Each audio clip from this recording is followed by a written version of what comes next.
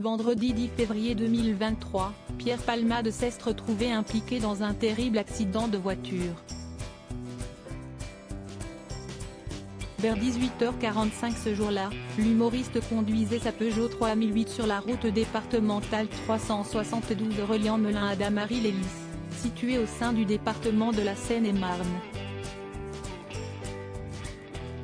C'est à ce moment précis qu'il est violemment entré en collision avec un véhicule qui roulait dans la direction opposée. Peu après, une troisième voiture est venue s'encastrer dans l'un des deux véhicules déjà accidentés.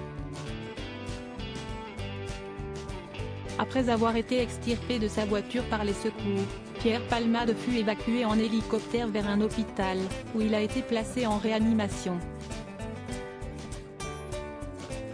Si le pronostic vital de l'acteur était initialement engagé, ses proches ont annoncé à l'AFP le lendemain que ses jours ne sont plus en danger.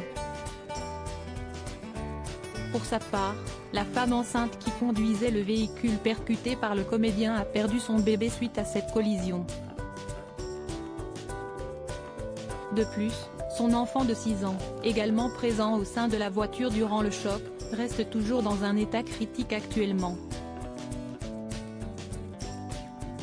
Suite à cet accident, le parquet de Melun a ouvert une enquête pour homicide et blessures involontaires ayant entraîné une incapacité totale de travail supérieure à 3 mois, par conducteur sous l'emprise de produits stupéfiants.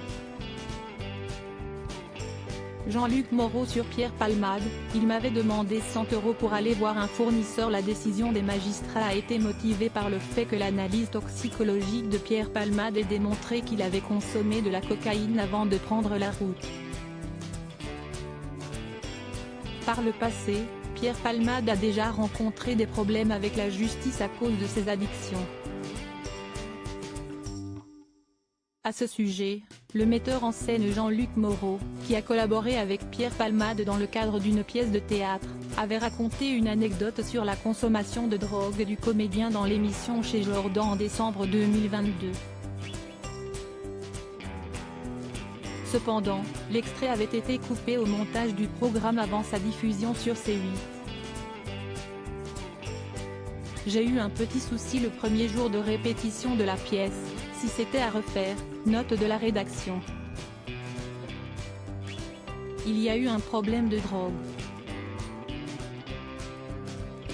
Ça m'a surpris. Il m'avait demandé 100 € pour aller voir un fournisseur.